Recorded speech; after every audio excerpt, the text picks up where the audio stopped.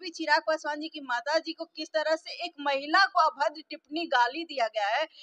लोकसभा चुनाव है और चुनाव के दौरान अलग अलग बातें निकल के आता है सामने। कुछ दिन पहले चिराग पासवान जी की मां के ऊपर किस तरह से टिप्पणियां की गई थी, सब लोगों ने देखा है।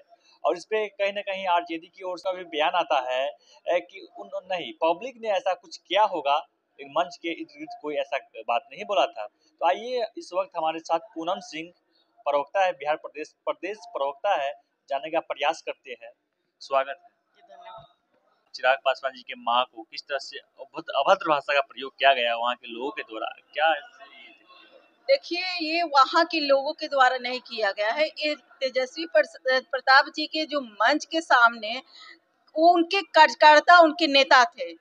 किसी पर्सनल लोगों के द्वारा, पब्लिक के द्वारा नहीं किया गया। ये तो कार्यकर्ताओं, उनके नेताओं द्वारा किया गया है कि पर्सनल किसी जातिवाचक शब्द के द्वारा इस तरह से अपमानित किया गया है। वो भी चिराग पासवान जी की माता जी को किस तरह से एक महिला को अभद्र टिप्पणी गाली दिया गया है।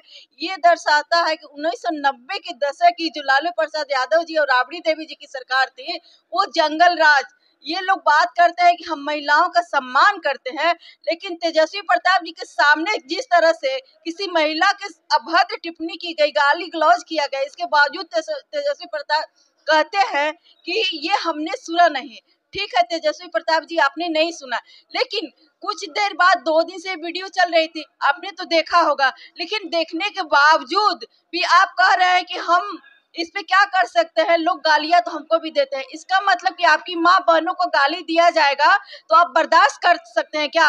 आप अपनी माँ की रक्षा कर सकते हैं? अपनी बहनों के लिए रक्षा करने के लिए आप लोग किस तरह से, जब लालू प्रसाद जी की सरकार थी, उनकी आपकी बहन की शादी होने वाली थी, किस तरह से आप लोग सारे शोरूम तोड़ करके सोफा उठवा लेते हैं, गाड़ियां कब्जे में ले लेते हैं राइफल बंदूक द्वारा। तो आपकी माँ बहन की इज्जत होती है और किसी माताओं बहनों का इज्जत नहीं होती है। आप शर्म कीजिए, क्योंकि ये बिहार की आधी आबादी का अपमान है, क्योंकि यही आधी आबादी महत्वपूर्ण भूमिका निभाती है वोट डालने में। आप भ्रम में मत रहिए, आपको 24 में आपको मुंहतोड़ जवाब देने का काम करेगी। मैडम, उस मंच पे महिला भी थी वहाँ पे, क्या उनको बुरा नहीं लगा होगा? देखिए, महिला थी, लेकिन ये एनडीए गठबंधन का जो नेता है किस तरह से एक महिला की बात नहीं करे, हर नारी शक्ति का अपमान करते हैं। राहुल जी को ही देख लीजिए, कहते हैं कि हिंदू धर्म में एक शक्ति है, उस शक्ति का हमको मुकाबला करना है। तो जब ये एनडीए गठबंधन का जो ये नेता है, उन्होंने तो कसम खा रखी है, किस तरह से सनातन को गाली दो, किस तरह से हिंदू धर्म को अपमान करो, किस तरह को नारी शक्ति को अपमान करो। तो इसका मतलब वो भ्रम में है कि आप अपमान करते रहिएगा और नारी शक्ति आपको सम्मान करने का काम करेगी। ये मत भूलिए, क्योंकि यही आधी आबादी आपको मुंहतोड़ जवाब देती है और सत्ता पलटने का भी काम करती है, तो यही नारी शक्ति करती है। और 24 में आप लोग किस तरह से, आपका एक खाता नहीं खुलने वाला है, आप लोग को जमानत जब्त होने वाली है। गाली गलौज करने से क्या चुनाव पे असर पड़ेगा? देखिए, इन लोग का आदि पेशा ही हो गया है, गाली देना, उद्योग के नाम पर अपहरण करना, रोजगार के नाम पर बिना नौकरी बहाली के जमीन लिखवा लेना। ये लोगों का तो उद्योग हो गया है। बिहार में लोग कहते हैं कि उद्योग नहीं लगा, लेकिन वो लोग जो कहते हैं कि हमने उद्योग लगाया, तो अपहरण का उद्योग लगाए हुए हैं। किस तरह से बालू माफिया का उनका उद्योग लगा हुआ है, शराब माफिया का उद्योग लगा हुआ था। लेकिन माननीय सम्राट चौधरी जी का है कि जब हमारी सरकार आई है, इन सबको हम लोग जेल के अंदर डालने का काम करेंगे, और आज वो प्रक्रिया चालू है और हो भी रही है। आपने बोला शराब माफिया, भूमि माफिया, आखिर ये लोग है कौन? ये सब आरजेडी के गुंडे हैं। और दूसरी सबसे बड़ी बात ये है कि आरजेडी की ओर से कई बार इस तरह का बात आया है सामने कि हमने महिलाओं को सबसे अधिक सीटें दिया है।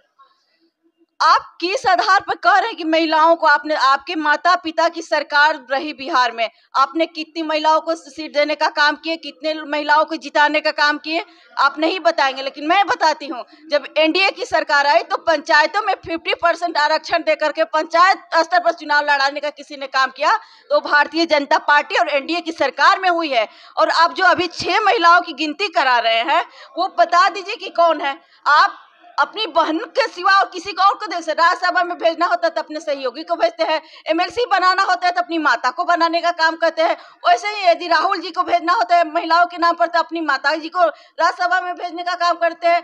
ये लोगों की सारी परिवार की पार्टी है, सिर्फ और सिर्फ अपने परिवार को किस तरह बढ़ाना है ये उनका चरित्र दिखाता है कि कहने के कुछ और दिखाने कुछ और, महिलाओं के नाम पर वोट लेने का ये काम कर रहे हैं। लेकिन ये भ्रम में है, सिर्फ इनके पार्टी में भी और महिला है लेकिन किस महिला को आप टिकट दे रहे हैं, किसी महिला को नहीं आप टिकट दे रहे, सिर्फ और सिर्फ अपने परिवार के नाम पर टिकट देकर अपना परिवार का भरण पोषण करने का काम कर रहे हैं। तो क्या लगता है, जैसे कि तेजस्वी प्रसाद यादव दावा ठोक दिया है 4 सीट पे जो चुनाव हुआ था कि 4 सीट हम जीत रहे हैं, उनका खाता भी नहीं खुलने वाला है, उनकी जमानत जब्त हो गई है। तेजस्वी जी भ्रम में न रहे, क्योंकि 19 की स्थिति क्या थी वो जानते हैं। एक खाता बिहार से नहीं खुला था, इस बार तो इंडी गठबंधन के नेताओं का एक भी कहीं से भी खाता नहीं खुलने वाला है, क्योंकि देश की जनता को माननीय नरेंद्र मोदी जी पर विश्वास है और नरेंद्र मोदी जी जो गारंटी देते हैं उसको पूरा करके दिखाने का काम करते हैं। इसलिए तीसरी बार माननीय नरेंद्र मोदी जी प्रधानमंत्री बनने जा रहे हैं। जाते जाते एक लास्ट क्वेश्चन है मैडम, इतना कम परसेंटेज वोट क्यों खसा इस बार? देखिए, परसेंटेज कम होता है तो ये समझ में आता है कि जनता चाहती है कि जो सरकार है वह बनी रहे। यदि जनता को मूड में होता कि हमको इस सरकार को बदलनी है तो बढ़ चढ़ के ये लोग मतदान करते हैं, लेकिन जनता चाहती है कि ये सरकार है, ये सरकार में हम लोग सुरक्षित है। इसलिए जनता की ये मांग है कि नरेंद्र मोदी जी तीसरी बार प्रधानमंत्री बने। चलिए, तो इन तमाम बिंदु पे आपका क्या कहना है, जरूर अपनी प्रतिक्रिया कमेंट बॉक्स में दीजिए। बात खत्म करते हैं। जय हिंद, जय भारत।